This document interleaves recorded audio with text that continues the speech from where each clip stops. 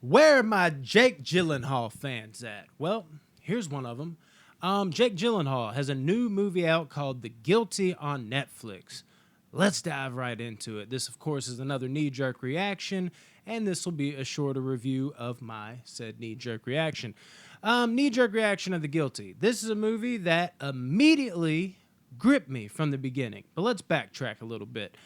This is one of those movies that takes place in basically one spot. Not even basically, like it's all inside of this police station because Jake Gyllenhaal is that operator you call. When you call 911, he's like, okay, what's your address? How may I help you? Da da da da da. That's what he's doing. He might move from room to room inside of said police station with his headset on, but at the end of the day, it's centered around this police station. And it gets interesting, downright interesting, I will say. Even before the biggest, case that he gets called in is revealed, other little calls he gets before then are actually, as I said, pretty interesting. I really enjoy all of the calls he gets. There's some where he's kind of like, okay, I can kind of see where you're coming from. Other ones where he's just flat out kind of like, really, bro? You're calling me because of this? And that's, a cool kind of take on it because he's not your average kind of guy that's helpful that you expect when you call into a police station. He's kind of almost dickish, might I say, which I didn't like originally, but once you see the way this whole thing pans out, it kind of makes sense. And once you get to the main call is pretty fucking creepy, and it's like really drug out, you know what I mean? But not in a bad way. Like, it's not like, oh, it's like the last 30 minutes of the movie. It's like 30 minutes of those other calls and him kind of like, them putting little plot points into the movie that aren't yet completely there and cultivated, but will be by the end of it.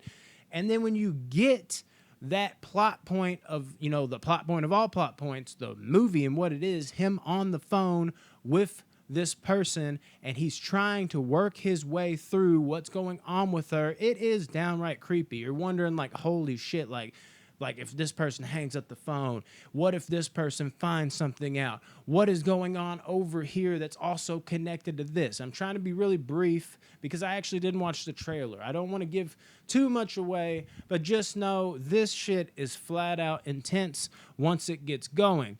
I will say this much, though. As great as it is for most of the runtime, I think it does run out of steam a little bit, but then is picked back up again by a couple of nice solid twists that aren't mind-blowing, but I don't think you'll really necessarily see them coming, so there is at least the surprise factor there. It's not just a twist where you're like, yeah, I saw that a mile away. You're like, oh, shit, oh, shit, but at the same time, you're not like, oh, shit, you know what I mean? It's still good. It's good enough and adds that little bit of spice to the movie to up it a little bit. But yet and still, though it ran out of steam a little bit for me, I think these movies that take place in one spot are extremely limited. Not mainly one spot, but literally one fucking spot. I really enjoy movies like this, and I really enjoy like watching them take on the challenge of trying to stretch something that thin over the course of a fucking hour and a half movie. But more often than not, it's not perfect. For instance, a great movie at that, Buried. I think it's interesting because the whole time you feel like you're underground with Ryan Reynolds. You're freaking the fuck out. You're like, oh my God, how's he going to get out of this? It's constant claustrophobia. It's constant fear. When you're in like a police station, there's moments where it's elevating, but it's coming back down because we're like, us as the viewer, we're there with them. We're just in a police station. Then it's like, oh, it's ratcheting up again.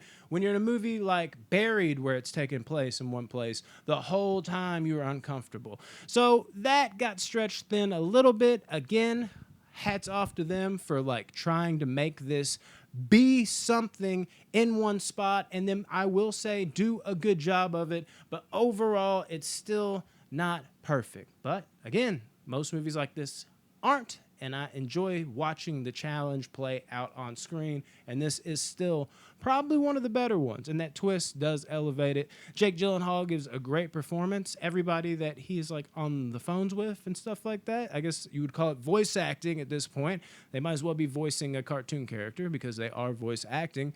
They voice act very well, very believable all the way across the board. It's not like Gyllenhaal is like straight up gripping, phenomenal in this movie. Like I'd say like Southpaw, huge fan of his performance in there, but he is damn good, has a few emotional scenes. Great movie. But I want to almost hold off on the great. It was great most of the way, but again, that one fucking I caught up to it. I think by the end, being in that one place.